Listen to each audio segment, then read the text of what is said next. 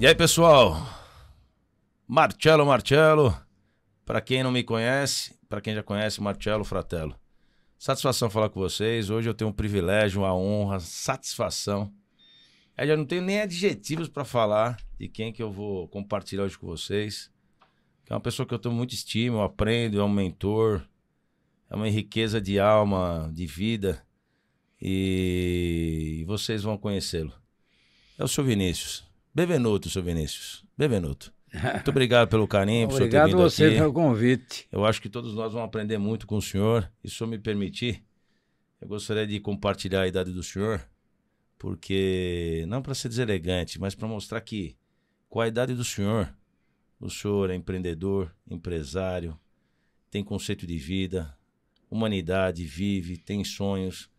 E tem uma diferença muito grande, todo mundo que nos acompanha, entre velho e idoso, né? O senhor é idoso, então o senhor está sempre inovando.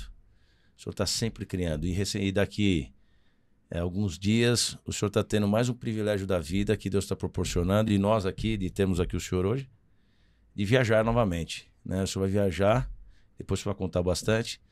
Mas eu fico muito grato, muito honrado. E é uma satisfação não tê-lo.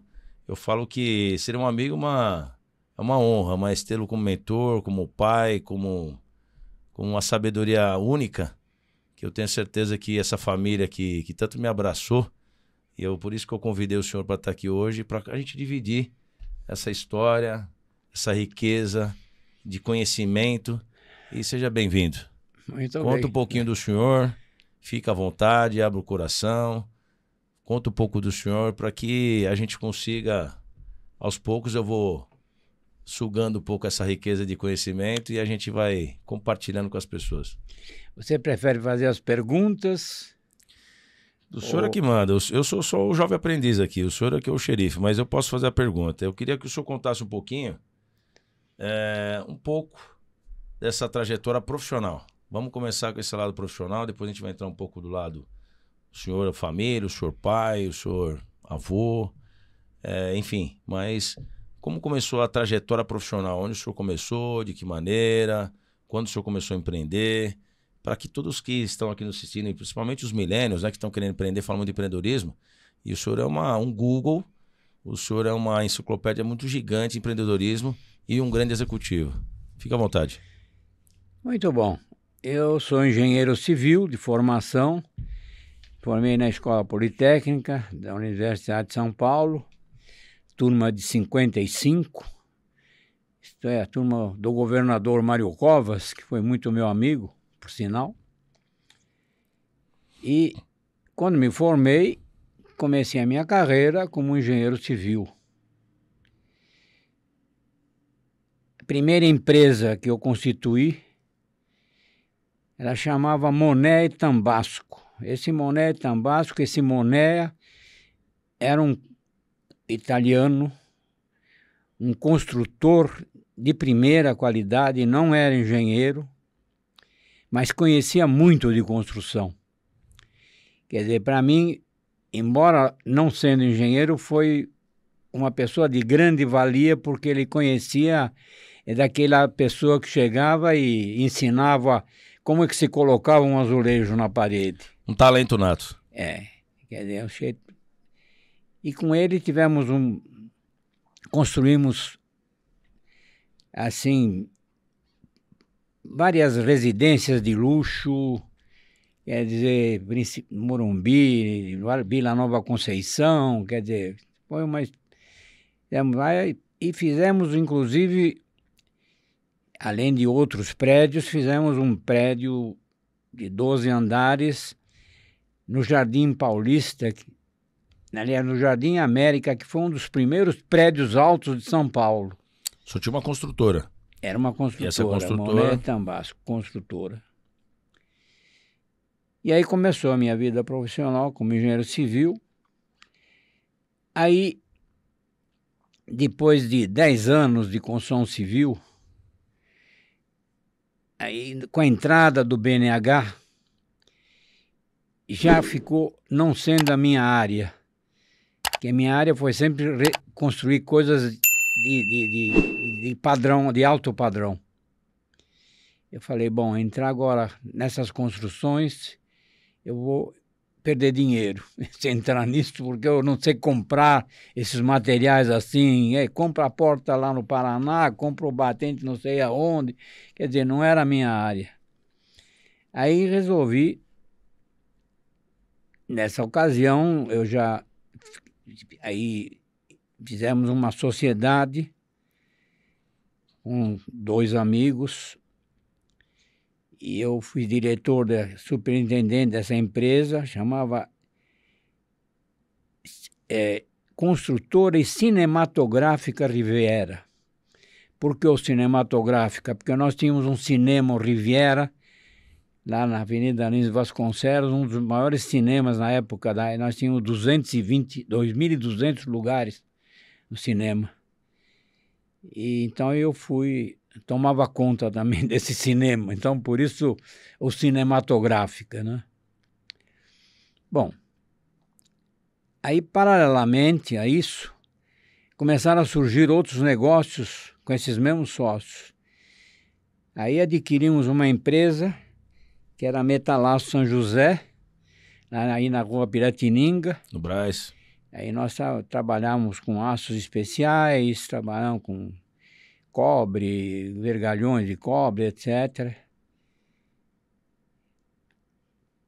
Não satisfeito com isso, aí chamei um antigo alfaiate meu para montar uma empresa de confecções de roupas industriais.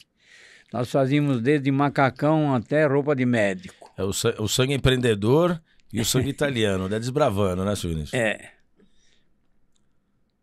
Aí, bom, numa viagem que eu fiz para a Argentina, em Buenos Aires, eu vi que os metais sanitários, as louças sanitárias custavam assim, tipo 5 vezes do que custavam no Brasil. E nós, em plena época de revolução, quer dizer, com o mercado não muito expandido aqui na época. Na década de 60 ali, né? Aí procurei um sócio meu argentino numa empresa que a gente tinha, que depois eu vou falar também sobre essa empresa, se ele conhecia alguma loja grande de material de construção em Buenos Aires, e ele conhecia, foi colega dele de escola, me apresentou, e aí eu comecei, através dessa empresa, a fazer exportações. Então criei uma empresa exportadora, começamos a exportar metais e louças sanitárias. Naquela época, para ter uma ideia, a gente chegou a exportar, isso eu estou falando na época da Revolução mesmo. Naquela época, mais de 2 milhões de dólares, que na época era dinheiro. É, perfeitamente. E eu fazia essa intermediação, comprava aqui os materiais aqui e exportava para esse amigo meu lá para a Argentina. Numa época também glória da Argentina, né? É. Que era uma época também que a Argentina tinha aquele volume de economia, de representação mundial, perfeitamente. Bom, aí, nessa época, por causa dessa empresa aí, eu recebi um telefonema do Serviço Nacional de Informações, na época, e para ter uma reunião com um coronel que estava vindo do Rio de Janeiro para falar sobre... Ele me falou que queria um encontro comigo, realmente nos encontramos.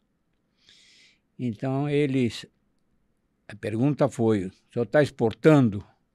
Falei, estou. Está tendo dificuldade nas exportações? Falei, muita dificuldade. Para exportar uma caneta aqui no Brasil, precisa tirar 7 documentos, precisa fazer isso, aquilo. Burocracia Brasil, né? Aí, ele falou, bom, exatamente é isso esse é o convite que eu vim lhe fazer, quer dizer, a pedido do General Castelo Branco. Queria que o senhor fosse para o Rio de Janeiro. A pedido do presidente Castelo Branco, ele solicitou para o senhor. Exatamente. E justamente o que nós queremos é isso, que formar uma comissão pequena que vai estudar de desburocratizar as exportações. E realmente fui para lá, o governo não me pagou nada, nem passagem, nem hotel, nem nada. E eu tinha uma reunião. O espírito empreendedor e foi. Exatamente. Aí ele falou, numa certa época da vida, um brasileiro precisa prestar serviço à nação, não precisa ganhar para isso. E realmente foi. Mas foi muito bom. Quer dizer, conheci uma personalidade muito interessante, que foi o general Castelo Branco, um jeito brilhante. Isso foi a pedido do governo também, né? É. E aí estudamos, reduzimos a uma guia de exportação e a um certificado de origem. Então, que é o que vale até hoje. Aí, depois de terminado esse estudo, ele falou, agora vocês vão estudar os incentivos à exportação. Então, ou seja, a empresa do senhor foi um case naquela época para poder trazer esse conhecimento para poder exportar, né? É. Então, aí a gente fez essa lei, que vale até hoje, tiramos o IPI, ICM, PIS, COFINS, esse negócio da exportação, que é o que está valendo até hoje, né? Não mudou nada, que eu saiba. Pode ter sido alguma outra normativa, mas... Não mudou nada. É, perfeitamente. Bom, mas com todos esses... É a confecção, é a exportação, é isso, aquilo, aquele outro. É um grupo, né? Eu então, sei que a minha vida era uma vida de trabalho. O senhor trabalhou muito. Então eu ficava... Aliás, o senhor trabalhou muito não, desculpa. O senhor trabalhou muito e continua trabalhando. Porque o senhor está ainda... o senhor deu uma paradinha, depois o senhor volta, o senhor não para, né? Aí... Com todo o respeito, eu não falei a idade no início, mas o senhor Vinícius, só para compartilhar, como diz na Itália, 93 anos de idade, dando de experiência, empreendedorismo e de vida, né? Então, eu queria compartilhar para o pessoal entender a história, né? Por que eu falo empreendedorismo? O empreendedorismo fala muito hoje em fintechs, startups, etc. Mas esse empreendedorismo raiz, esse empreendedorismo lá, sem muita tecnologia, sem muitas situações, sem muita inovação, como tinha que criar? O que seria o Michelangelo? Né? Esses gênios. Leonardo da Vinci hoje com tanta tecnologia, né, senhor Vinícius? Mas desculpe, por favor. Bom, aí, como a minha vida estava... e a minha família, com razão, também falava, escuta, 10 anos que você tem eu tinha comprado um apartamento aí em São Vicente. Sim. E eu não ia. Eu ficava trabalhando de sábado e domingo, não tinha tempo para nada. Então, eu resolvi sair, vender tudo. Você vendeu todo o grupo? Todas as empresas. Saí da Metalaço, saí de todas as empresas. Vendeu tudo. Isso, senhor Amador, o senhor estava com mais ou menos que idade, mais ou menos? Estava com... Você vê, foi no tempo da Revolução, né? 64, 65 foi... foi em 67. O senhor estava com quantos anos? 1967, eu já estava com... Eu sou de 30, estava com 37 anos, né? Jovem, né? Jovem. 37, era jovem ainda. Aí resolvi procurar emprego no jornal. Eu falei, eu quero ser empregado, eu quero ter férias, eu quero ter todos os direitos trabalhistas, eu quero ganhar 13º, quero ganhar tudo isso. Bom, foi aí então que, das empresas que me interessaram, eu fui atraído mais por uma empresa no Nordeste, estava sendo criada no Nordeste, que era uma associação da L. Queiroz, em São Paulo, Produtos Químicos L. Queiroz, que era já uma empresa antiga aqui no Brasil, uma das primeiras indústrias químicas aqui. Acho que é de gás e água, né? Grupo Edson de Queiroz, não é? Ou estou equivocado?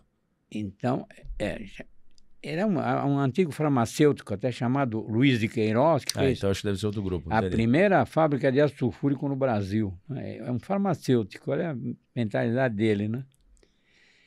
Bom, e eu fui atraído porque eu nunca tinha construído uma empresa assim, tipo petroquímica, céu aberto, etc. Era uma alcoquímica, aliás. E resolvi. Aí fui entrevistado pelo pessoal lá, o pessoal do Grupo Itaú, da L. Queiroz. E, O Itaú já era proprietário já da empresa. O Itaú já era o proprietário dessa... porque era uma associação, como era Sudene, então os recursos do Sudene, da L. Queiroz do Grupo Itaú iam para essa empresa como recursos da Sudene e algum capital próprio também, lógico, deles.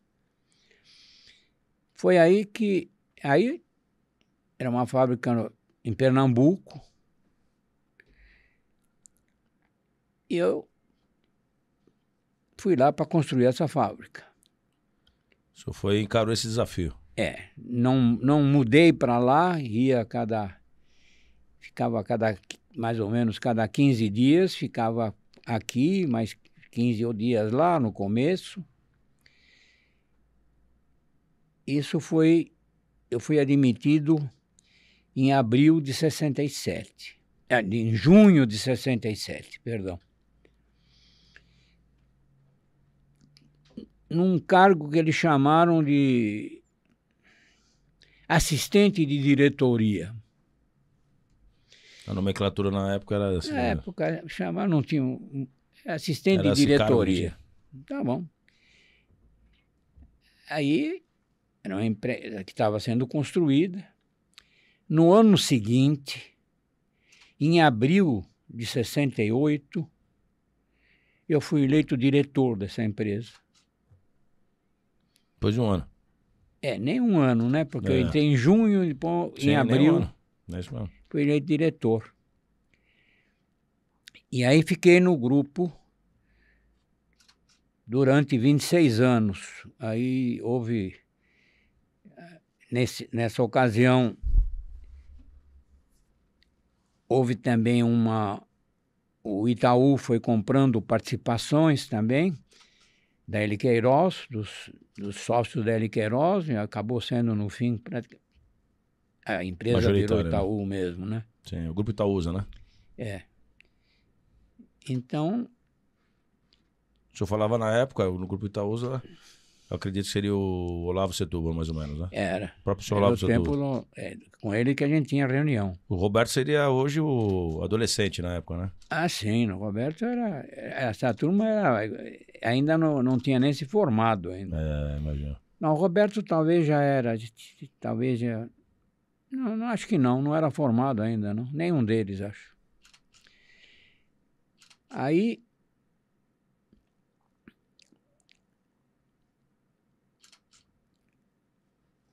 O senhor ficou lá 25 anos, né? Paralelamente,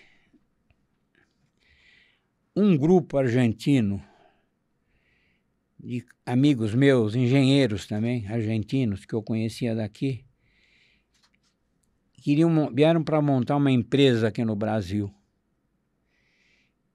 E fabricavam produtos, plastisóis, que é um produto para a indústria automobilística. Aquele produto é um PVC, coloquem normalmente embaixo da lataria do automóvel para evitar ferrugem. Porque primeiro, lembra, os carros enferrujavam, e principalmente em lugar de praia, assim. Então esse plastisol foi... E eles vieram para montar essa empresa. E queriam um sócio brasileiro. E aí me deram uma pequena participação, na ocasião. Eu falei, olha, eu tenho uma atividade hoje que eu não posso fazer nada porque eu tomo conta dessa empresa, da L. Queiroz, depois em São Paulo, tudo. Eu falei, então... Não tem mais vida social, né? Aí Tem muito não trabalho. tenho nem tempo de visitar onde fica essa empresa, praticamente. Não, mas nós queremos um sócio brasileiro. E aí fiquei sócio deles. Não tomava pouco conhecimento, mais balanços que a gente analisava, uma coisa e outra assim, Sim. mas não participava nem podia, né, participar da empresa. O senhor estava mais no conselho, né? Mais no conselho, na estratégia e não na execução, né? Como diretor executivo. E vinham, os argentinos vinham, a gente se reunia. No fim, logicamente que, como eu era daqui, ninguém faz... Eu é que era o fiador dos contratos de locação. No fim, você acaba, né, vendo... Era o braço de confiança, né? O braço de confiança, de credibilidade que eles tinham. Exatamente, contratando o contador, que eles não conheciam gente aqui, nem nada. Então, tinha essa participação, né? Sim. Assim, muito pequena. Bom, por que eu também, na realidade, me interessou um pouco? Porque eu falei o dia, porque no Itaú a gente com 62 anos se aposenta. É o estatuto. Compulsoriamente. Né? 62, próxima eleição. Eu acho que hoje deve ter mudado, acho que para 64, se não me for a memória. Acho que é 64, 65, mas é muito próximo disso aí. Mas no meu tempo era 62. Mesmo. Aí, nessa empresa, faleceu um sócio nosso, que era essa empresa dos argentinos, né? Então, ou seja, o senhor era no minoritário, tinha mais 3 argentinos ou mais 2 argentinos? Nós éramos 4 sócios. 4 sócios, o senhor e mais 3 argentinos. Aí, um dos sócios majoritários morreu, a empresa adquiriu a participação dele. Então, a minha cota subiu. Ok. Certo? Proporcionalmente foi dividido. Proporcionalmente foi rateado. Aí houve uma desavença entre 2 sócios lá na Argentina e um dos sócios falou, bom, eu vendo a minha parte para o outro sócio remanescente, mas a parte no Brasil eu vendo para o Vinícius. O grau de vínculo de confiança. No Brasil eu vendo só para ele que eu vou vender a minha parte. Tá bom. Então acabou o quê? Ficou o senhor e mais um argentino, né? Comecei com 7%, acabei com 40%. 40%. Aí ficamos numa sociedade de 40 e 60.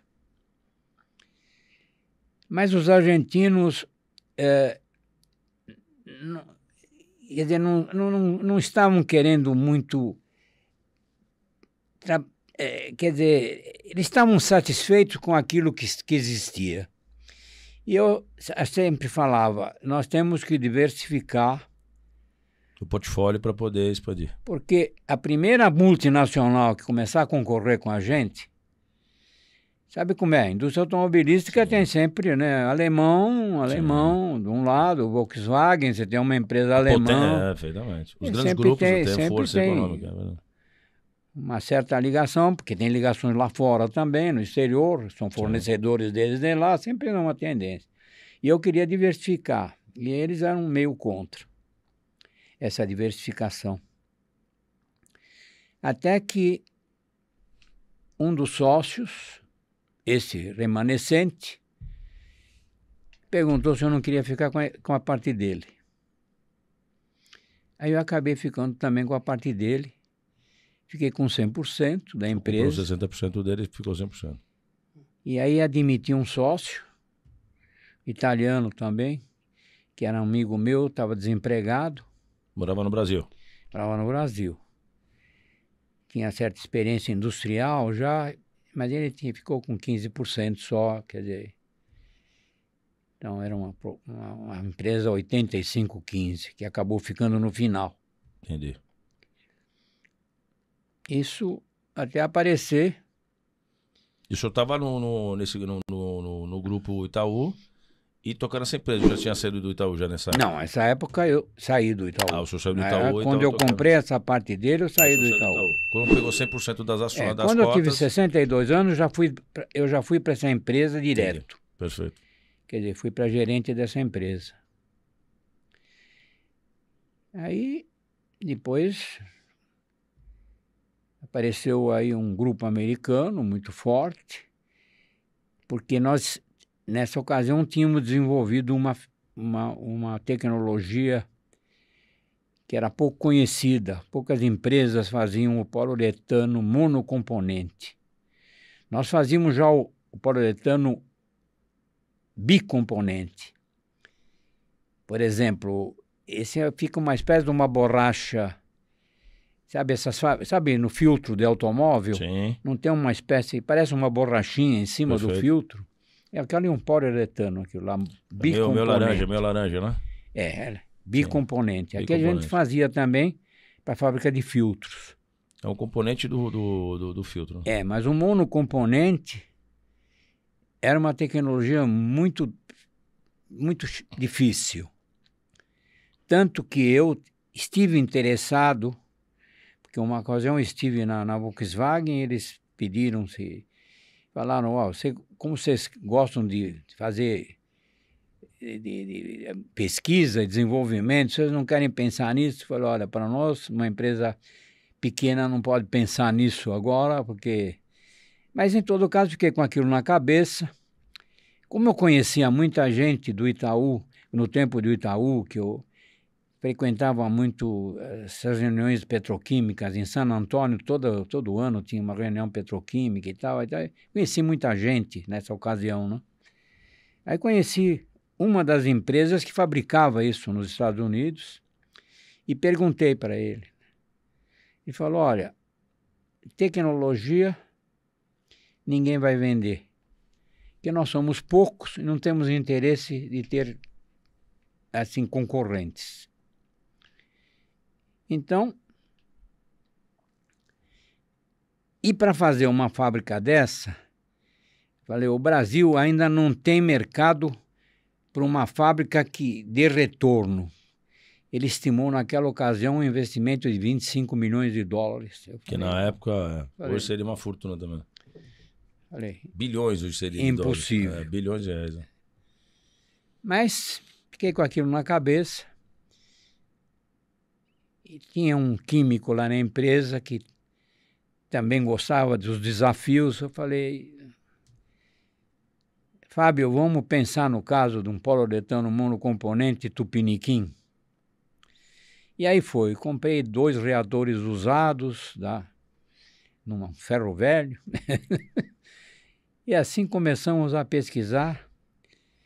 E eu sei que depois de mais ou menos foram 2 anos e meio, mais ou menos, nós começamos a ter um poliuretano e a gente vendia assim, devolviam. Vendia 500 tubos, devolviam 250, porque endurecia no tubo.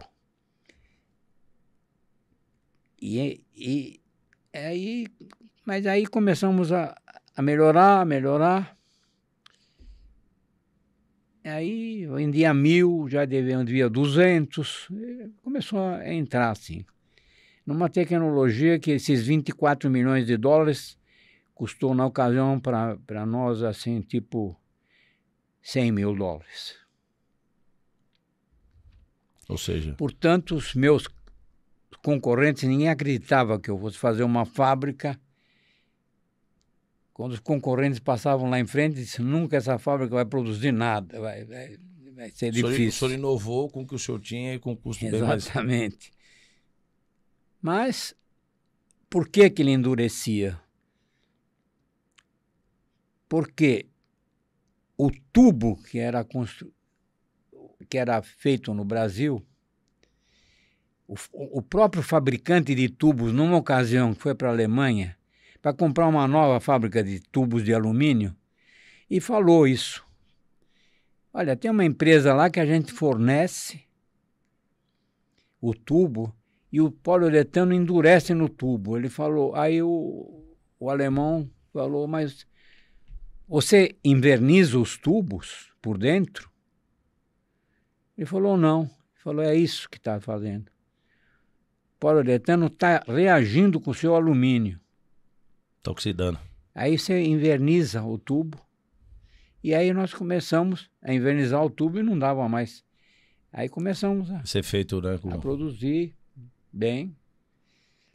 E essa tecnologia, para essa empresa que estava em 20 países, você imaginou? Você não precisava exportar com um pouco de investimento, você fazia uma fábrica. Em cada país não precisava ir, e ficava no local mesmo, sem precisar exportar dos Estados Unidos, etc. Sim. Então interessou bastante, isso é que valorizou muito a empresa. E o faturamento foi Aí me procuraram para ver os americanos, né? os americanos. Aí foi uma proposta irrecusável, assim. E eu já tinha uma certa idade também. Você imaginou, foi em 2000 isso foi em 2009. 2009, você vê, com 30 anos já tinha, você estava com quase 80 anos, né? Sim. Eu falei, olha, já não estou mais em idade para acreditar que eu vou viver eternamente, né? 80 anos, O senhor empreendeu bastante, então é melhor mas vamos... eu tomar essa iniciativa do que os meus herdeiros, que provavelmente não vão saber o que eu tenho na mão, né?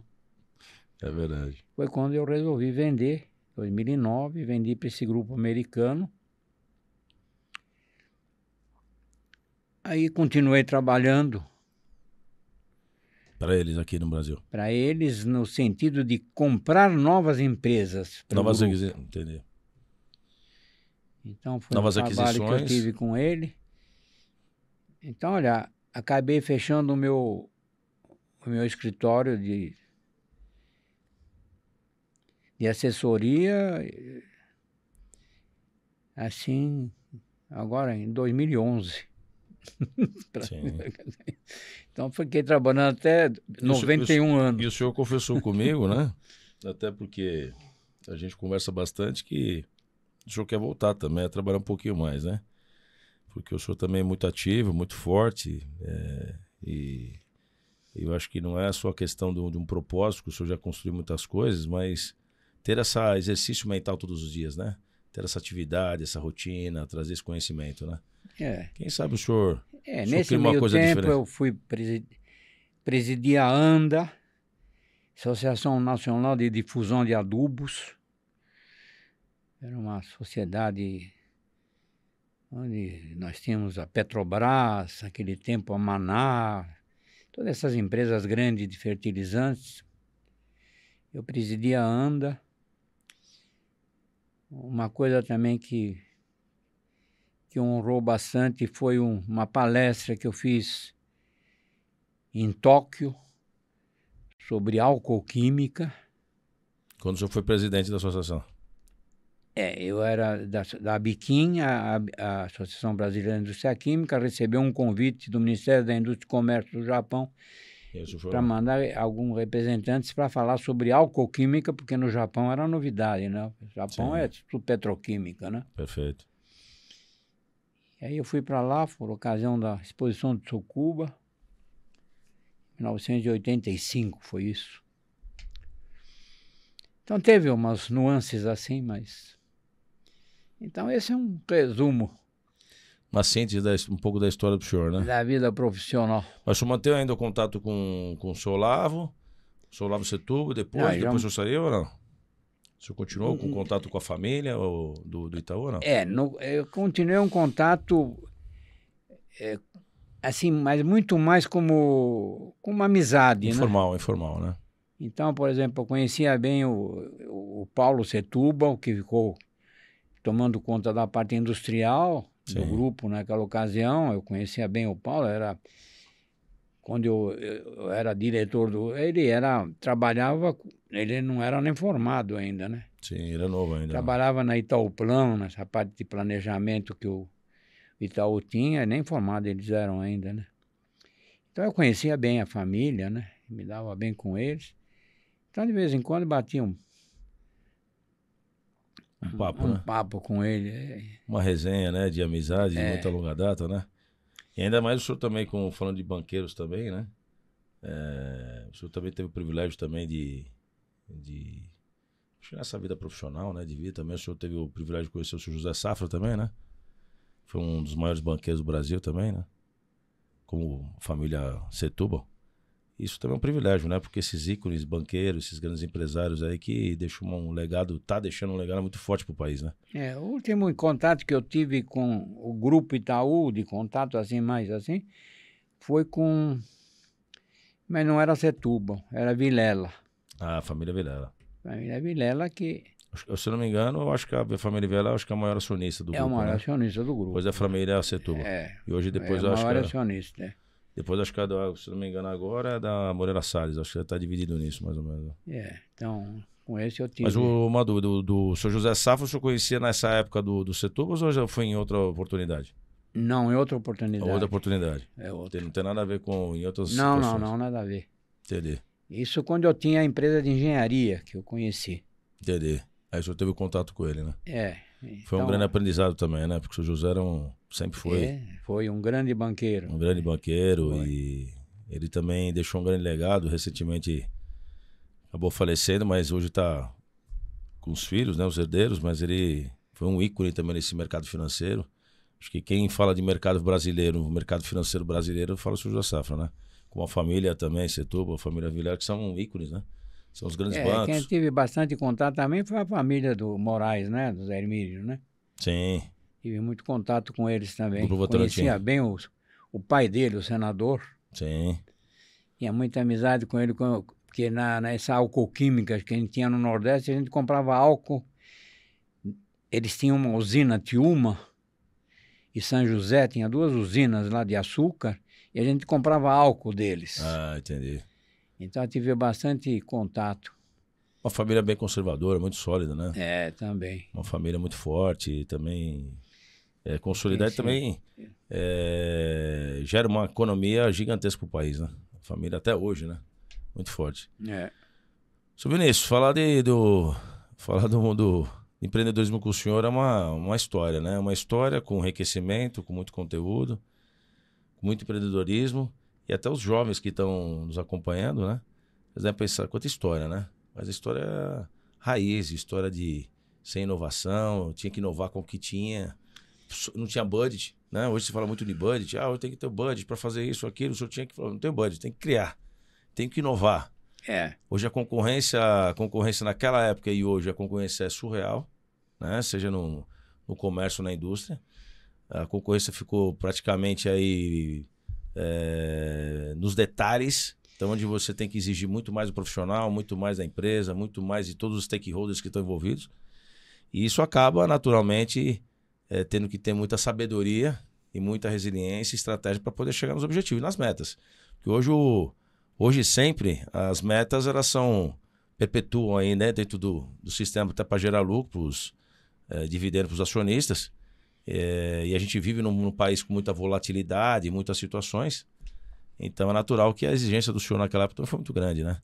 Mas eu quero também você entender com o senhor, saindo um pouco dessa parte que foi muito rica, como o senhor enxerga e o senhor analisa hoje, com a experiência que o senhor tem e com vários planos que o senhor já passou, vários governos que o senhor já passou, como o senhor está analisando esse momento que o país está passando, na parte econômica, na parte de inovação? O senhor acha que evoluiu muito o país? O senhor acha que está muito lento, mesmo com a tecnologia? Como o senhor encara pela sua experiência aí? O senhor acha que o Brasil andou mais? Como que o senhor vê esse universo dentro desse momento que a gente está vivendo no país? Olha, eu como sou sempre muito otimista, sempre fui otimista, eu acho que nós estamos no caminho certo. Tivemos, assim, governos que retardaram esse crescimento, tá certo? Mas eu acho que o Brasil é muito rico. É verdade. Então, quer dizer, saber aproveitar essas riquezas que nós temos, eu acho que nós não temos assim... Quer dizer, a nossa tendência é ir para frente. Tem governo que tem estragado isso, essa tendência. Mas acho que a tendência nossa ainda, com todas as coisas...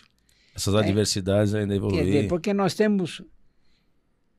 É um país rico, rico em minério, é certo? Rico em tudo, rico em agricultura. Muitas riquezas naturais, né? Então, olha, não ir, só se alguém atrapalha muito. Bom, o agro nem se fala, né? Se a gente falar do agro brasileiro é estrondoso, porque hoje o que o agro representa no PIB do Brasil é magnífico, né? Eu acredito muito no Brasil, quer dizer, eu acho que o que estraga um pouco é a política, às vezes. É verdade. Mas... A política, às vezes, acaba interferindo em situações que acabam não deveriam, né? Exatamente. E também eu acho que é incentivo também para os empresários, né? Eu acho que o governo ele deveria, independente do qual governante, mas esse incentivo ao empresário, ao pequeno, ao médio, ao grande empresário, que tem muita dificuldade, principalmente pós-pandemia, sofreu muito, né? Teve as linhas do governo, de Pronamp, FGI, enfim, as linhas diversas de fomento ao empresário, mas o empresário com essa volatilidade econômica ou crises internacionais também que interferem aqui no nosso mercado, eu acho que o empresário precisa de mais apoio, né? Eu acho que por muitos anos o empresário ficou muito...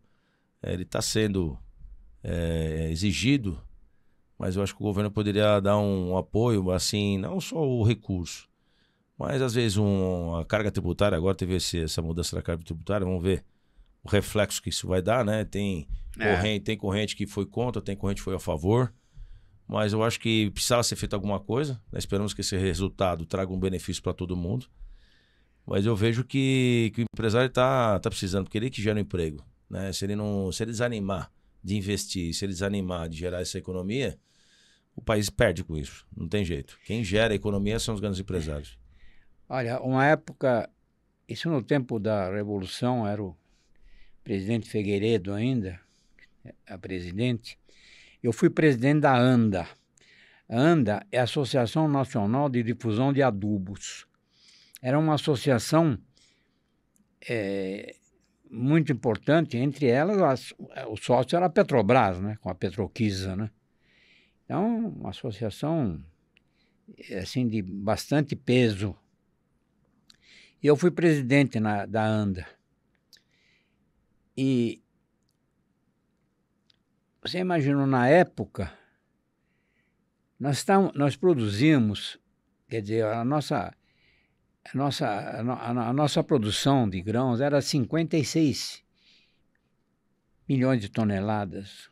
Hoje nós estamos com 300 e tantos milhões.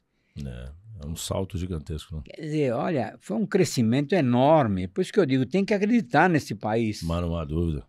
Se a gente for analisar o milho, soja, laranja, frango, carne, enfim, tudo que é exportado, né? De alimentos para o mundo. O Brasil alimenta o mundo, né? Exatamente. Então, olha, por isso que eu digo, não vai acreditar num país desse? Não tem como. Eu acho que a gente não pode ver as adversidades como um problema, e sim como desafios, né? Óbvio que isso interfere em alguns setores, alguns segmentos, né? Infelizmente acaba acontecendo com isso. Eu estava até falando recentemente com um amigo que mora na Europa, e ele já mora há muitos anos lá, e a gente está sendo muito impactado com a inflação aqui, muito no alimento, né? O gasolina, alimento, enfim. Porque você tem a cotação de dólar e tudo isso, e o barril, interfere em tudo. Mas o que me chamou a atenção, ele falou assim, ô Fratello, que ele me chama de Fratello, né? E eu acho que isso me motivou a falar de Fratello, porque depois eu queria o conceito do senhor de Fratello da Itália, né? Porque nós chamamos tudo italiani. Mas independente da nossa origem, que eu tenho grandes amigos de diversas etnias e diversos países, graças a Deus, e a gente aprende com todos.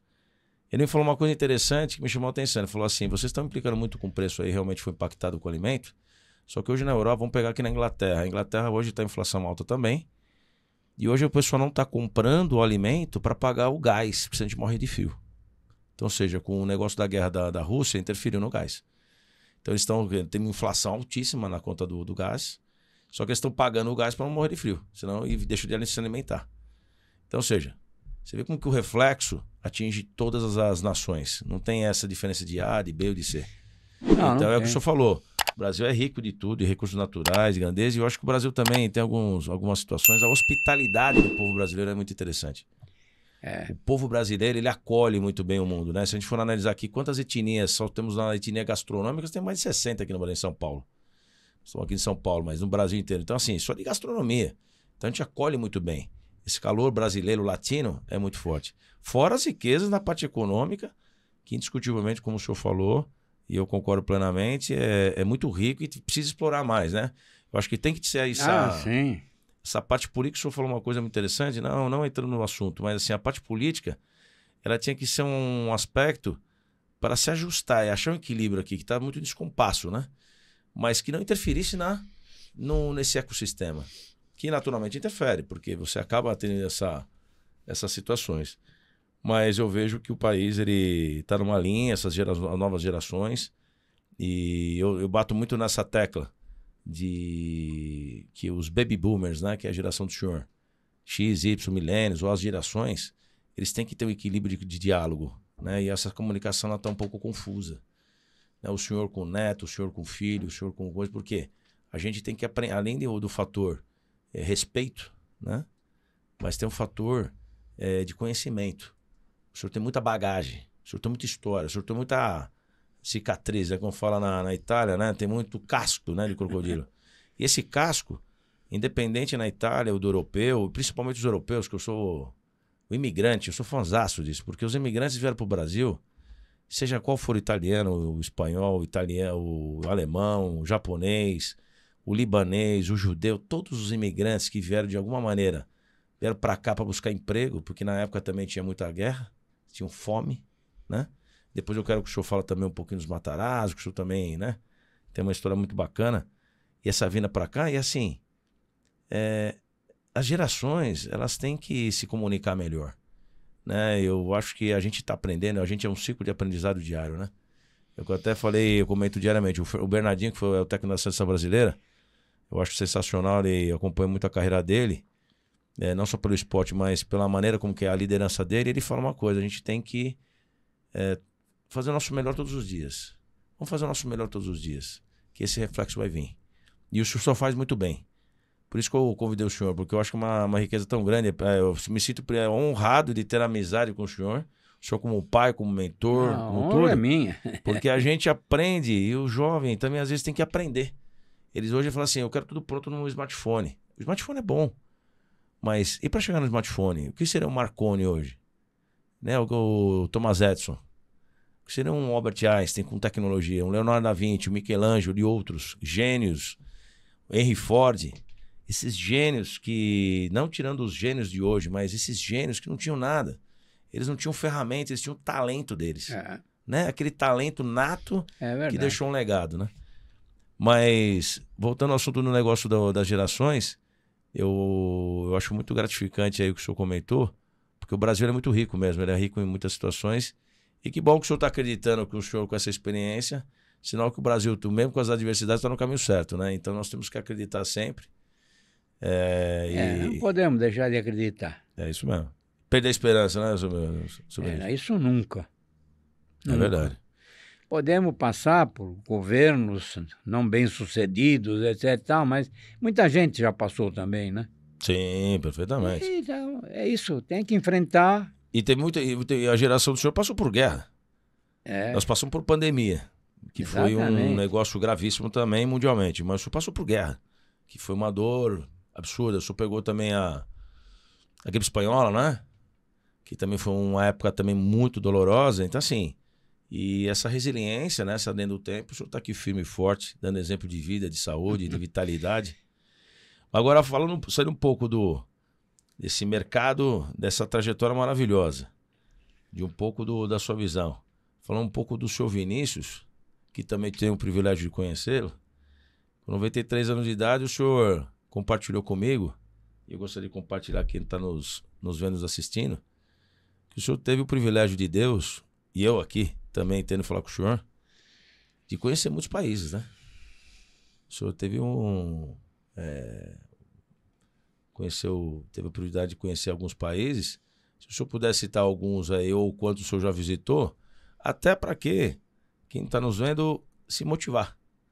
não é para poder mostrar, pô, eu já vi GT, mas para se motivar, falar que todo mundo é capaz. Desde quando você tem propósito, quando você tem vontade, quando você tem saúde. O senhor está dando exemplo e agora, daqui a alguns dias, o senhor também está tendo o privilégio. O senhor compartilhou comigo de estar indo novamente para uma viagem na Argentina, que o senhor me convidou, mas pena que eu não consigo ir nesse momento, mas numa próxima eu quero estar com o senhor. Mas o senhor está viajando, o senhor está vivendo, o senhor está dando exemplo de vida. E eu gosto também de compartilhar que, além de o senhor estar com essa idade, essa experiência maravilhosa, o senhor há 76 anos de casado, o senhor está viajando com a sua companheira, com a sua esposa, que tem uma família linda, e tem muita bagagem, muita história, que eu tive o prazer de conhecer numa viagem, que isso que é networking. Né? O networking saudável, não falamos de negócio, mas estamos falando de experiências de vida. E eu fico muito emocionado quando eu falo com o senhor, que eu falo com muito carinho, e o senhor gentilmente me manda mensagem, eu mando mensagem para o senhor, e a gente vê que essa mensagem é com carinho, né? Essa mensagem de querer bem. Hoje o mundo está muito desacreditado daquele bem, daquela geração, e eu aqui, como a minha geração e a geração do senhor, eu quero aprender cada vez mais, porque o senhor me enriquece de conteúdo. Então eu queria que o senhor falasse um pouco dessas viagens, um pouquinho dessas viagens, essas experiências maravilhosas que o senhor teve, porque quem está nos escutando vai ficar muito emocionado também. Bom, viagens. Eu, na realidade,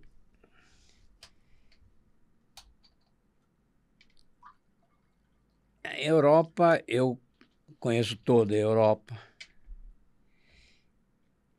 E dentro, quer dizer, Europa, bom, o que eu poderia falar? Quantos países o senhor conheceu? Mais ou menos. Seja na Europa, na Ásia? Mais ou menos uns 80 e poucos países. 80 e poucos países. Mais ou menos isso. Porque conheço a Europa inteira, conheço a América, não, Estados Unidos, Canadá, essa parte toda, essa parte sul da Argentina, Uruguai, toda essa parte mais para o norte também, Colômbia e Venezuela e toda essa parte aí toda. Eu conheço também toda essa parte da América Latina. Alguma viagem bem específica que marcou muito o senhor? Essa viagem aqui, de todos os países que eu fui, todos eu tenho certeza que o senhor tem muito carinho.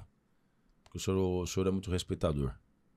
Mas é lógico que tem algumas que a gente fala assim, essa daqui gerou um marco, né? De muitos anos, fala assim, essa viagem foi um muito grande. Uma que eu tenho que o senhor compartilhou comigo, e eu gostaria de compartilhar, uma que o senhor pegou e falou, vamos viajar 30 dias. Né? Que o senhor falou, nós vamos viajar, e o senhor foi viajar 30, 40 dias no início do casamento, não foi isso? Não sei se eu estiver errado, o senhor me corrige. Mas tem uma viagem que o senhor falou assim, essa viagem aqui foi um país que eu gostei muito, que eu acho que todo mundo poderia conhecer, até para o senhor puder compartilhar. Nesse país aqui, acho que todo mundo deveria conhecer. Porque, por exemplo, eu sou apaixonado, tive privilégio, não tanto como o senhor, de conhecer alguns países, mas eu sou um pouco tendencioso, né? Nós chamamos Italiani, né? E eu adorei muito a Itália, porque mexe muito nas nossas raízes e eu me identifico muito. E a Itália remete a alguma situação de história, de muitas situações. Hoje, 65% do patrimônio histórico do mundo está na Itália. Né? Então, é muita riqueza histórica que tem lá. O Império Romano dominou 1.500 anos o mundo, civilizou o mundo. Só que todas essas etnias, né? Essas gerações, etnias, culturas, a gente aprende com todo mundo, né? Mas tem aquele país que eu tenho aquele carinho, aquela viagem especial, né? Por isso que eu perguntei, qual que seria esse país ou essa viagem especial? Apesar que tem várias, mas às vezes tem uma que o senhor gostaria de compartilhar. É difícil dizer, viu? Porque e tantas viagens, né? E tanta viagem assim... O senhor tem umas milhas eternas de tantos lugares que o senhor já foi, né? Porque se for pegar hoje, se tivesse naquele tempo que o senhor viajou tanto com tantas milhares, o senhor teria milhares para... se pegar a Austrália, Nova Zelândia, são países interessantes. Sim. Europa, toda ela é interessante. O senhor conheceu a Polinésia Francesa, o senhor conheceu Sim. Nova Zelândia? Nova Zelândia, O senhor conheceu Tahiti? Tahiti, Tem alguma Havaí. viagem, tem algum lugar que o senhor queria conhecer que o senhor não conheceu? Que o senhor fala assim, não, eu queria conhecer aquele país ou aquele lugar. Olha, eu só não conheci lugares que não tem interesse histórico nenhum. Entendi. Que não tem atratividade. Não tem história. Entendi, Quer dizer, então, lugares que não tem interesse. entendi. Agora, o resto, eu acho que eu conheci tudo. Tudo que me interessava conhecer, É. né? Que bênção, né? É. Que bênção de Deus, o senhor ter esse privilégio. Então, E lugares maravilhosos. pega todo o Oriente, tem partes super interessantes no Oriente todo também. Eu não ia nem falar do Brasil, que o Brasil só conheceu Até coisa na toda, né? Índia, com toda aquela verdade. pobreza, mas tem coisas muito interessantes para se ver. Então, eu acho que é difícil Mensurar um lugar, né? mensurar um lugar assim. É muito difícil. Agora, falando de gastronomia, senhor Vinícius, que prato que o senhor... Esse é o prato, falando, esse é o prato que eu gosto, que eu tenho prazer. Eu sei que tem várias culinárias que o senhor gosta, isso eu sei. Mas tem aquele prato especial. Você fala, esse aqui é meu prato predileto. Qual que seria? Olha, tem um prato que eu gosto de repetir muito, que é um bom macarrão com camarão. Isso eu gosto. É muito bom, né? Repito muito, quer dizer, é um prato que... Que dá água na boca. esse aí, normalmente, é um prato que eu repito, né? Mas tem várias, Tem toda, vários, toda tem a vários. culinária. Um parmegiano é muito bom, A né? culinária francesa Culinária também tem francesa. pratos excelentes, né? Comida espanhola, comida É. alemã também. Sim, tem muitas coisas maravilhosas mesmo, realmente por isso que tem. eu Mas, digo, mas a gente puxa um pouquinho o nosso DNA, né? E esse... sempre, né? não tem jeito, né? Um macarrão com camarão E um ídolo? O senhor tem um ídolo? Uma pessoa que... O senhor tem um ídolo na sua vida? Uma pessoa que o senhor tem muita referência? Ou o senhor não teve muito ídolos? Seja no esporte, seja na vida, seja... Quem seria um ídolo? Porque o meu ídolo Bom, no esporte é é meu o pai. Pelé, Né? Eu sempre certo? falo isso, meu pai, ele é meu ídolo. No esporte é o Pelé. No É o esporte. Pelé. Esse aí eu conheci bem, vi tanto jogo dele, realmente Pelé. um craque. Assim como pessoa, assim,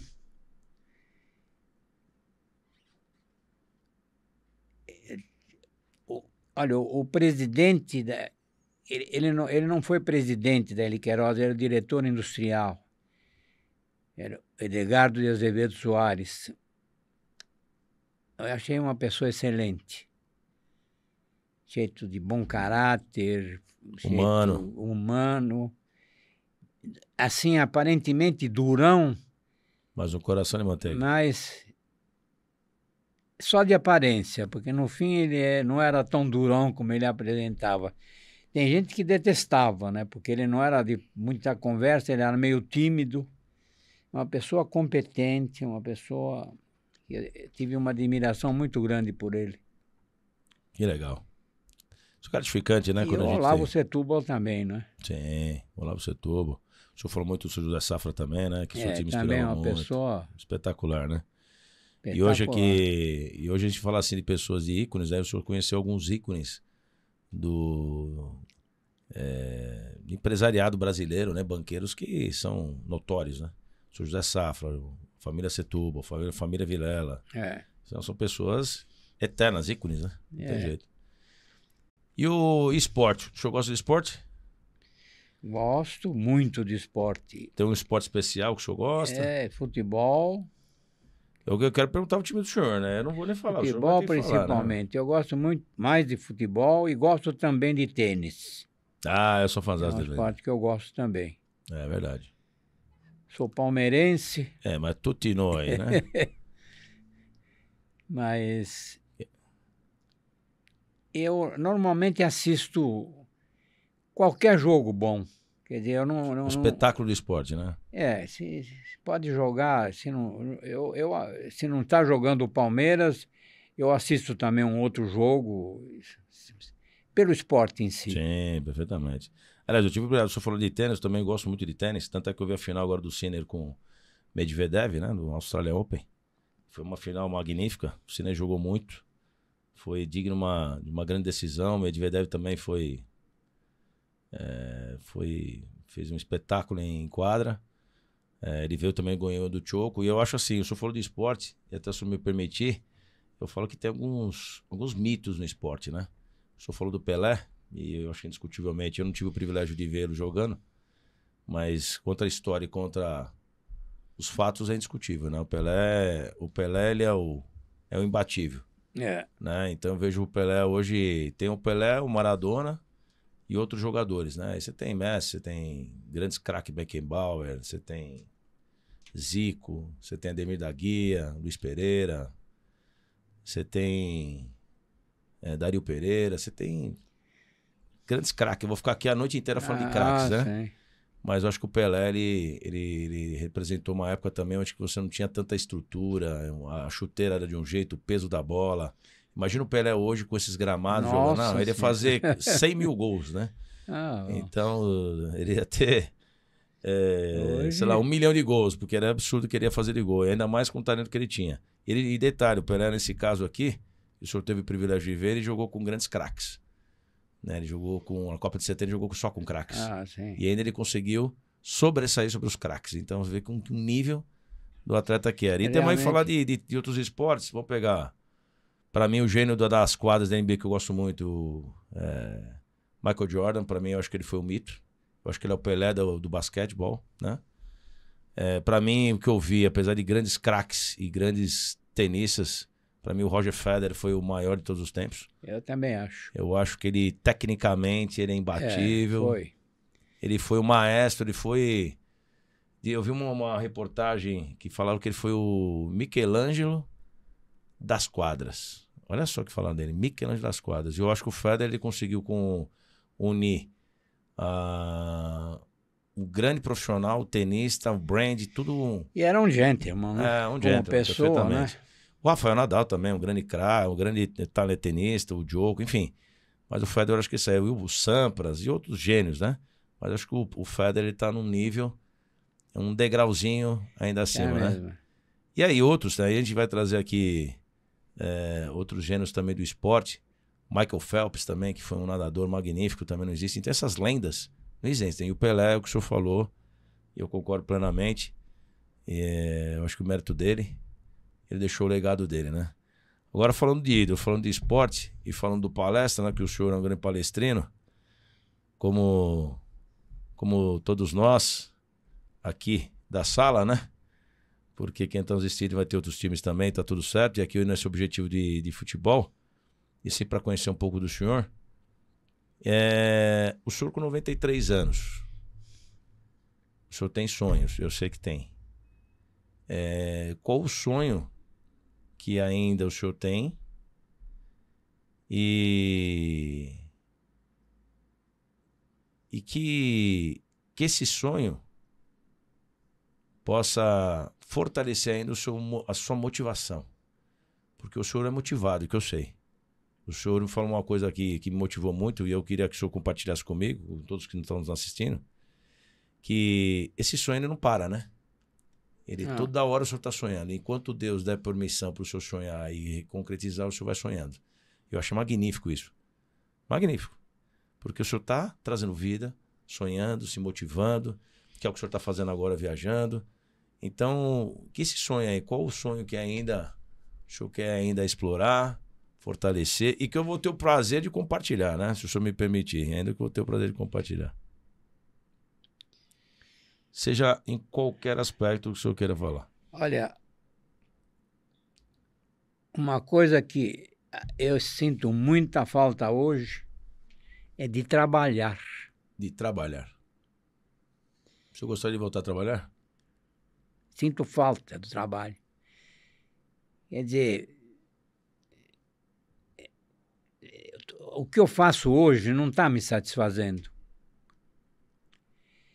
Porque eu estou acostumado a trabalhar. Eu sei.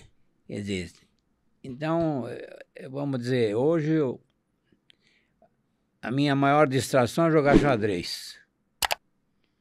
Mas como distração. O senhor está exercitando a mente, né? O senhor está exercitando. Mas não é isso que vamos dizer, motiva. que Te dá me prazer. motiva. Quer dizer, eu sinto muito falta de trabalhar. Embora pareça incrível, porque tem tanta gente que sonha com aposentadoria, né, mais cedo, mas eu... Eu tô achando que o senhor vai empreender de novo, hein?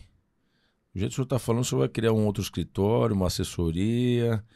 Eu tô achando que o senhor está se movimentando aí, mas enfim. De qualquer maneira, uma o coisa senhor tem vontade de trabalhar. Trabalhar numa coisa que não me prendesse muito, logicamente. Isso, lógico. Né? Qualidade de vida, né? E das amizades? Das amizades que o senhor tem, que o senhor teve? Amizade é um presente da vida, né? Eu acho que quem tem amigos é um presente da vida, é divino. E quando você tem amizades sinceras, sólidas, pessoas que te querem bem, né? E eu sei que o senhor teve muitos amigos o senhor tem muitos amigos, o senhor cultiva as amizades, né? Isso que é legal.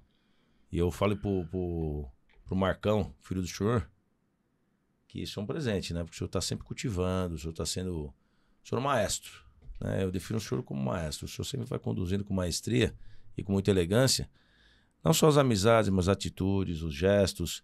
Eu acho que algumas situações da geração do senhor hoje estão um pouco extintas, isso temos que resgatar. Esses valores tem que resgatar. Mas... E as amizades do senhor? Como que o senhor está... O senhor cultiva ela no dia a dia? Porque essas amizades também, tem muita saudade das amizades, né? De quantas coisas o senhor passou, de quantas coisas o senhor vivenciou, que o senhor vivencia. Então, além do trabalho, que o senhor trabalhou muito e ainda tem essa saudade de trabalhar, como o senhor está cultivando as amizades? Bom, eu normalmente saio todos os sábados para jantar com um amigo. Isso, com pandemia, sem pandemia, todos os sábados eu saio para jantar com um amigo. Bom, eu sou testemunha que nós tivemos recentemente comendo uma pizza. Pois é. Né, Marcão? Tivemos junto. Normalmente, sábado à noite, a jantar, eu saio lisonjeado, né? Lisonjeado. Se um não está, saio com outro. Sempre tem algum amigo que vai sair. Quer dizer, em casa eu não fico sábado à noite. Isso mesmo. Então, isso eu curto. Amizade eu curto bem e gosto. E nós temos um compromisso, né, senhor Vinícius? Até quem está nos assistindo está firmado aqui. O senhor vai voltar de viagem agora da Argentina. Retornando, vamos comer uma pizza, né? Isso está marcado também. Vamos. Será uma honra. Mas continuando. Com todo prazer. E o senhor faz todo sábado esse encontro com os amigos? Ou o senhor sai, se permite a sair para poder... Que um dia você vai conhecer. Será uma honra, será uma honra. Será uma honra. O senhor me convidou já, fico muito... Pois é, vamos juntos. Vamos juntos, é isso. E juntos somos mais fortes, unidos, é isso mesmo. Ficou interessante. Não tem problema nenhum, é um prazer. Que honra, que honra. Eu acho que os meus amigos também vão ter todo o prazer. Hein? Obrigado, obrigado de coração. E compartilhar da sua amizade, tenho certeza. Porque são pessoas muito legais. Eu imagino. Senhor Vinícius, me conta um pouco dos seus pais. Bom, meu pai formou-se em economia, mas pouco exerceu, quase nada. Ele estava aqui no Brasil, ou estava na Itália? Aqui no Brasil. Tá. Ele é brasileiro, meu pai é brasileiro. Né? O avô do senhor, que era italiano... Meus avós eram italianos. Eu lembro que o senhor falou uma passagem para mim, eles que vieram junto com os Matarazzo ou não? O meu avô paterno... Seu avô paterno. Que veio da Reggio Calabria, esse não foi imigrante. Ele veio a chamado do irmão dele, que já tinha uma empresa aqui em São Paulo. Tanto que ele viajou com o Matarazzo e se tornaram amigos. Trabalharam juntos, né? Meu avô ia jogar Scopone com o Matarazzo. Aquela casa da Paulista, que hoje é o shopping, né? Sim, o Shopping Cidade de São Paulo. Então ele tinha muita amizade com eles. Vieram no mesmo navio, não como imigrante. Ele foi chamado pelo irmão, que já tinha essa empresa. E foi pelo que eu li, numa ocasião, num livro, A História de São Paulo, foi a primeira empresa de transporte de passageiros no Brasil. Eles tinham essas charretes com a capotinha, né? E serviam de transporte de passageiros. Então foi a primeira empresa de... Porque tinha muita pessoa particular. Eles não, formaram uma empresa. Eles tinham mais de 200, 300 cavalos. E serviam o Palácio do Governo. Os Matarazzo, eles foram o maior empresário da história, né? Eu acho que ele teve mais de 150 e esse empresas, irmão 120 dele, empresas. esse irmão dele tinha essa empresa. Ele mandou chamar o meu avô para ajudar nessa empresa e se tornaram sócios. E eles, então, tinham propriedades muito grandes, porque tinham muito cavalos, então eles tinham propriedades muito grandes. Agora, esse irmão dele, o Pascoal, foi meio desorganizado e acabava não registrando nada, áreas enormes que eles perderam. Meu avô não, era uma pessoa organizada, o que ele tinha estava devidamente registrado tudo, então... Mas o irmão dele não. E eles serviam o Palácio do Governo, serviam. Meu avô, por exemplo, levou o Dom Pedro e a princesa, quer dizer, a Teresa Cristina, né? Sim. Ele pessoalmente levou na charrete ele para visitar, quando foi a pedra fundamental do Museu do Ipiranga. Caramba, que interessante. Aí ele conheceu o Rui Barbosa, ele conhecia todo mundo desses políticos que ele serviu também o Palácio do Governo. Aí depois eles acharam que tinha uma certa ociosidade, porque eles serviam mais à tarde que eles serviam, né? Porque de manhã tinha pouco movimento. Então o que eles fizeram? Começaram a entregar leite com as charretes. Então distribuíam leite pela cidade aí. E naquela época era a charrete que fazia essa distribuição, Exato, né? E o pai do senhor, ele era economista, não exerceu? Esse era da Reggio Calabria. Sim. Esse é meu avô. Por parte de pai? Por parte de pai. Por parte de mãe, esse era escultor de edificações. Então, por exemplo, a Estação da Luz em São Paulo, toda aquela parte de escultura que tem nas fachadas, Sim, sim. ele que fazia isso daí. Olha que espetacular. Ele fazia toda aquela arquitetura, né? Ele trabalhava na construção civil como escultor. Entendi. De fachada. Esse era genovês. Genovês. Esse veio de Gênova. Essa geração é uma geração que trouxe muito trabalho, né? Muito trabalho. Muito trabalho. Eles trabalharam muito. Muito. Uma geração que... Não que a geração agora não trabalha, mas era de outra maneira. Eles trabalham muito, sem muita ferramenta e muito braçal, né? Era muito forte. Exigia muito, eles vinham com 3, 4, 5 filhos. Desbravar aqui no país, sem saber o que tinha aqui, o que não tinha. E às vezes aceitava o que tinha, né, para sobreviver, porque tinha que sustentar a família.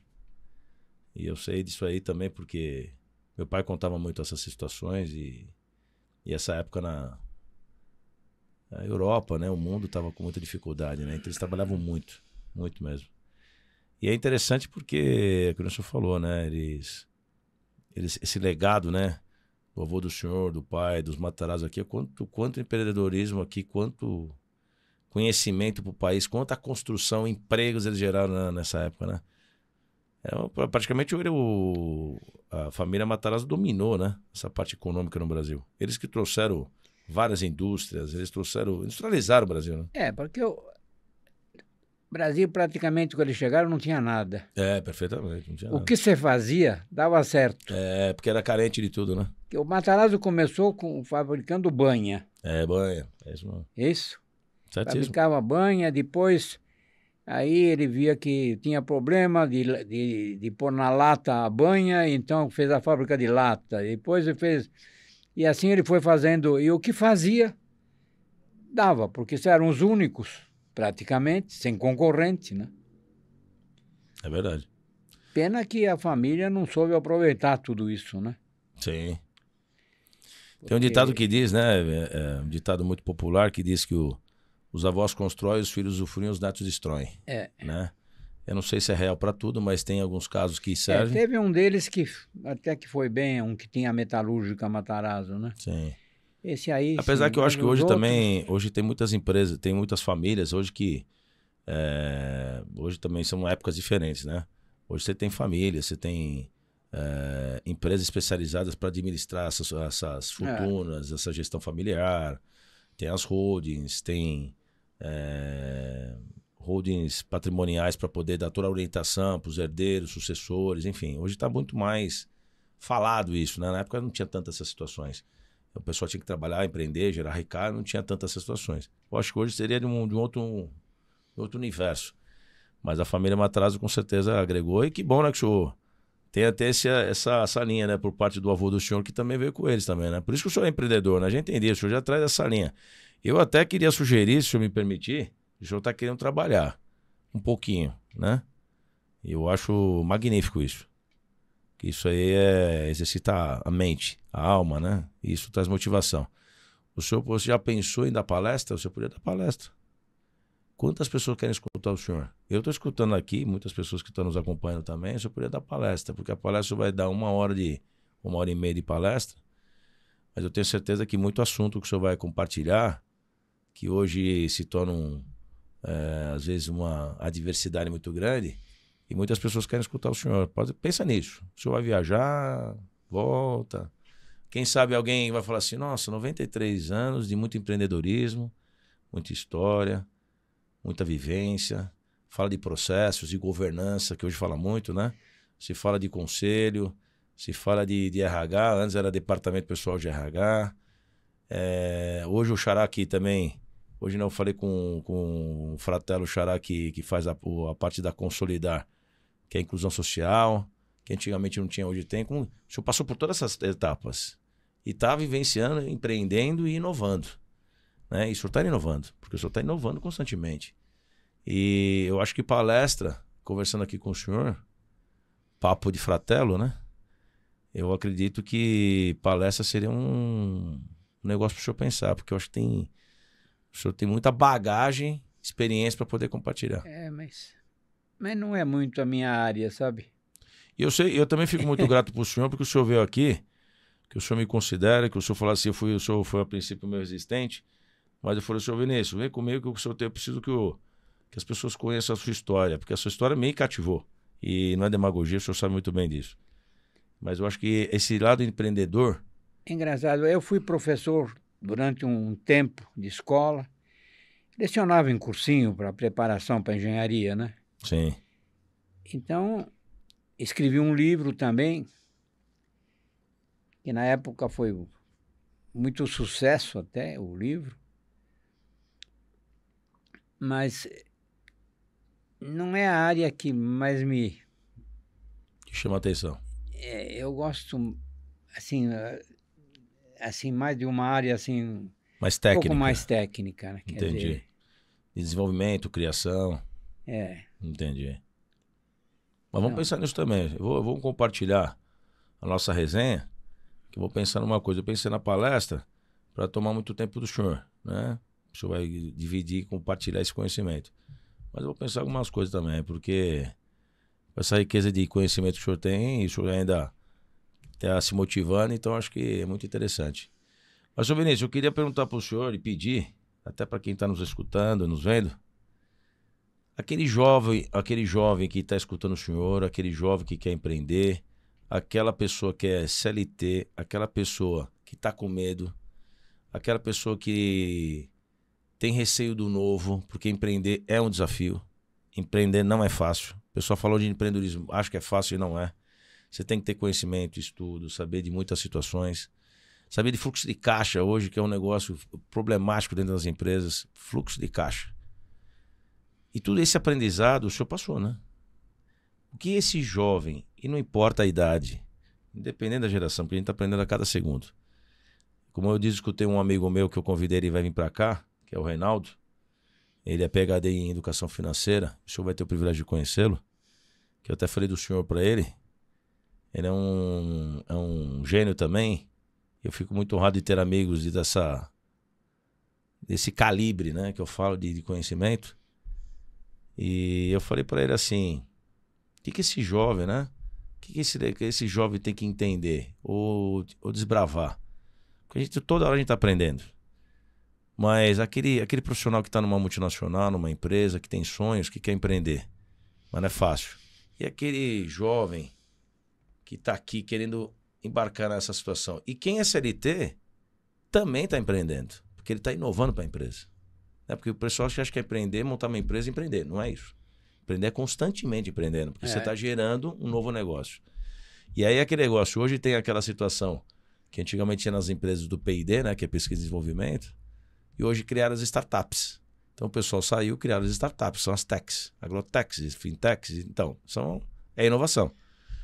O que o senhor poderia compartilhar de conhecimento para quem está nos assistindo e nos vendo e dar dicas e falar assim, olha, eu acho que 3 coisas importantes que esse jovem, essa pessoa tem que ter, que ele vai pegar dores, vai ter, mas ele tem que pensar nisso, nisso, nisso. Ou o que o senhor acha que seria interessante ele entender e essa sugestão e esse ensinamento e esse conteúdo que o senhor tem, que o senhor passou em tantas empresas, e o senhor é um empreendedor nato, empresário nato, que o senhor poderia compartilhar? Bom, olha, o que eu aconselho os jovens é o seguinte, primeiro, estude, estude, estude. Porque hoje, se a pessoa não tem uma formação hoje, ele vai marcar passo a vida inteira. Conhecimento, né? É conhecimento, o máximo conhecimento possível. Não importa a área. Quer dizer, a área que a pessoa vai enfrentar, tente se especializar nela. Por exemplo, eu sou engenheiro civil e fiz palestras sobre química. Não sou engenheiro químico. Mas, quando eu cismei de trabalhar na indústria química, a vida direcionou, eu também, né, quis aprender química. Quer dizer, não bastou a parte de construção civil. Eu queria também entender processo. Então, acho que o meu conselho é esse. Quando enfrenta para valer. Estude e enfrente o problema como se você fosse formado naquilo. Certo? Ou seja, muito conhecimento, muito estudo e o máximo de entrega naquele conhecimento para você conseguir empreender. Exatamente. E aquele medo de empreender? Porque as pessoas têm medo também, não tem? As pessoas falam assim, pô, será que eu vou arriscar a minha carreira? Tô aqui no mundo corporativo, tô ganhando bem, tenho um PLR, tenho um 13º. Eu acho o seguinte, que a pessoa, se tiver que empreender, não deve ter medo de empreender, primeiro. Se ele já entra com medo, ele aí não vai ser um bom empreendedor. Ele tem que entrar para valer. Entrar para ganhar. Para ganhar, para vencer.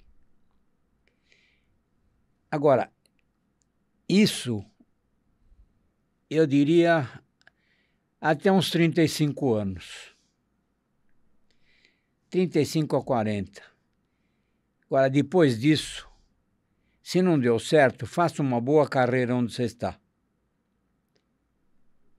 Ou seja, o senhor a favor daquela situação que não tem idade para empreender, o senhor acha que até os 40 que é uma idade legal? Porque tem gente que quer empreender mais Arrisque até os 40. Arrisca até os 40. Quer dizer, se não deu certo, você tem tempo ainda de fazer outra coisa. Quer dizer, você não pode querer, às vezes, ser empreendedor com muita idade. Porque aí você não tem retorno. Se você perdeu, perdeu. Encarar com naturalidade a situação. Não é? Então, até porque também, às vezes, a vida direciona para ter filhos, ter uma vida, né? Que nem o senhor. O senhor também teve que abdicar muito. O senhor teve 2 filhos, né, netos, então o senhor teve que abdicar muito também da sua vida pessoal para poder seguir os negócios, né? É lógico, né? Foi um Então, momento de ajuste da vida, né? então é o que eu falo para o meu neto, por exemplo. Você tem que fazer, tem que empreender, vai, porque se você perder, por acaso, você tem tempo de recuperar. Agora, se você já tem uma certa idade, você não tem mais tempo. Então, aí siga a tua carreira.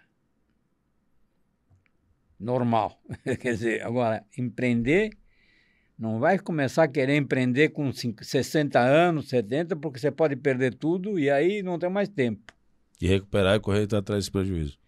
Certo? Ou desse tempo, não digo nem prejuízo financeiro, mas o tempo, né? Que não tem como mexer, né? É difícil. Aliás, e quanto vale o tempo? Né, senhor Vinícius, o senhor com essa vitalidade, quanto vale o tempo? É precioso, né? É precioso, né? Porque o senhor está com 93 anos desse exemplo de vida. E quanto vale o tempo, né? A gente fala assim de tempo, mas como a gente está otimizando nosso tempo, né? E saber quando largar a chuteira, né? Também é importante isso, também né? é importante. Sim.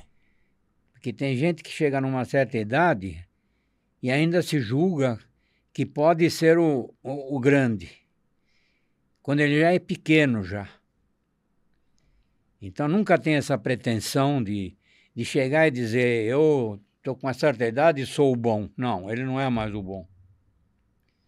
E saiba quando, isso eu acho importantíssimo, quando encostar a chuteira. Ter a humildade. Para saber isso. É saber isso, é. Quer dizer, muita gente não é humilde. Quer dizer, já está com uma certa idade e ainda pensa que pode. Não, não é mais. Que ele já era. Isso é importante. É importante entrar, usufruir e sair. Que é difícil admitir, né? É, perfeitamente. Chegar nesse equilíbrio, né? O momento de chegar sair, e dizer, está na hora. Né? Porque aí tudo aquilo que construiu, você pode, por falta de conhecimento, perder. É verdade. Foi mais ou menos o que aconteceu comigo. Quer dizer, quando foi para a venda da empresa, eu sabia, bom, o meu filho não tinha interesse. Minha filha, juíza, também não tem, não é do ramo dela. Então o que eu pensei? Está na hora de eu começar a dizer, eu posso daqui a pouco não ter mais competência para gerir esse negócio. Então está na hora de vender. O senhor teve a humildade, a sensatez. Primeiro que eu não sabia se ia viver até 93 anos. Deus certo? Maravilhoso, perfeitamente. Então é o seguinte, estou bem ainda estou... Amém. Posso fazer um bom negócio ainda? Então é agora de fazer um bom negócio. Porque realmente, se tardasse muito, iam começar a aparecer os concorrentes, naturalmente. Os próprios empregados meus iam começar a criar, conheciam o processo, começar a criar, eu ia criar uma série de concorrentes com jovens. Sim. Certo? Então, na hora de parar, saber a hora de parar. É isso mesmo, Vinícius. Eu acho que... Fundamental, né? Eu acho fundamental. Mesmo em qualquer profissão, né? Quer dizer, né? Mesmo um advogado, ou ele continua sendo muito estudioso, senão ele tem que saber também a hora de parar. Certo? Que tem gente que está estudando muito, está se preparando, está mais atualizado. Agora tem gente que não se atualiza muito. É verdade, é verdade. Fica no automático, né? Fica lá. Agora, se a pessoa é estudiosa e continua estudando, etc., pode trabalhar até os 100 anos. Agora, ter consciência que ele está ainda nativa, né? Estudando, etc. Porque senão... O senhor falou uma situação que é interessante, humildade, né? Eu acho que tem 3 palavras. Eu queria que o senhor falasse. Humildade é uma coisa interessantíssima, o senhor foi muito preciso. Gratidão e perdão. Como você encara essas duas palavras, perdão e gratidão? Porque eu acho que não vou falar que está extinta, mas as pessoas estão esquecendo de gratidão. Gratidão é muito forte. E perdoar também é muito forte. E aqui tem que ter muito amor, são interligados. E é muito né? difícil. E é muito difícil. Perdoar, e elas estão interligadas, né? Porque você ao mesmo tempo é grato, tem que perdoar, e perdoar tem que ser grato. Então assim, e só consegue unir essas duas palavras aqui, eu acho, com uma só que sobressai ela, amor. Se você tiver amor aqui para poder fazer, com perdoar. Perdoar, mas assim, você não precisa conviver, mas você tem que perdoar. Eu acho que perdoar é a maior qualidade que um ser humano pode ter. Perdão. Perdão. Dizer, não guardar mágoas, não guardar... Isso aí eu acho que E gratidão. acaba com a pessoa. E a gratidão? Agora, a gratidão é Eterna, muito né? difícil, viu? É muito difícil. Eu já fiz tanta coisa na minha vida que a pessoa nunca devia ter feito para mim o que fez. Quer dizer, não teve gratidão nenhuma. Esse é uma coisa que eu... É difícil a O senhor pessoa relevou. que tem gratidão. O senhor perdoou. Tem pessoas que têm. Eu, por exemplo, esse meu... Eu dou até como exemplo esse meu funcionário, o Fábio, que hoje é um empresário super bem sucedido, que quando eu vendi a empresa, eu dei uma gratificação razoavelmente boa para ele, que ele ajudou a criar. Isso foi justo. O senhor reconheceu o trabalho dele. Então, ele foi muito bem gratificado e fez uma empresa, e hoje ele é talvez o líder de mercado em poliuretano monocomponente. Espetacular, senhor Vinícius. Espetacular. E ele é grato ao senhor. Esse sim, pode. Se eu mostrar para você o que ele escreve para mim, eu imagino, até hoje... Isso é presente de Deus. Esse aí, tem assim, até eu fico comovido. Aliás, que isso é uma oportunidade que eu quero conhecê-lo, para parabenizar essa gratidão dele com o senhor, né? Ele mora aqui no Tatuapé. Ah, mora aqui? Mora. Ah, que bom. A família dele é daqui. E ele, olha, esse aí reconhece assim... Na íntegra. Porque é lógico, se eu não tivesse... quer dizer, foi um aporte que ele teve que pôde ser sócio, né, de uma empresa. Não há dúvida. Não, e o senhor também, o senhor permitiu também isso. Um empresário super bem sucedido. Que legal. Competente. É o que eu falo para você também crescer, também às vezes você tem que ter as pessoas certas, o apoio, né? Ele teve o apoio do senhor, né? O senhor abriu a porta para ele e confiou nele. Isso é importante. Então, isso é muito gratificante, né? Mereceu, né? Mereceu, com certeza. Merecido. Seu Vinícius, a hora passa. Eu queria só, para concluir esse aqui nosso bate-papo, ser grato ao senhor. Por o senhor ter vindo aqui, ter grato ao senhor por ter compartilhado essa experiência. Eu que agradeço pela deferência aí do gratidão. Eu fico muito grato por ter o conhecido, ter aprendido, aprendo com o senhor. Fico muito grato pelo carinho. Eu sei o quanto o senhor mobilizou para vir aqui. Ao Marcão também, que foi gigante. Né? O senhor está no... Tem pessoas que estão no hino nacional, gigante pela própria natureza, né? E o senhor está gigante, né? Obrigado pelo carinho, obrigado pela atenção. E só tenho que agradecer e que compartilhar aqui quem nos escutou. E ficar muito honrado. E é você que compartilhou conosco até agora. Fica muito grato também. Compartilhe aí com as nossas redes sociais, curtam, participem, comentem. Sua participação é muito importante para nós. Que essas experiências só têm significado com a participação de todos. Eu queria agradecer novamente o senhor e até a próxima, né? Até a próxima. Papo de Fratelo. Papo de Fratelo. Obrigado, senhor Vinícius. Gratidão.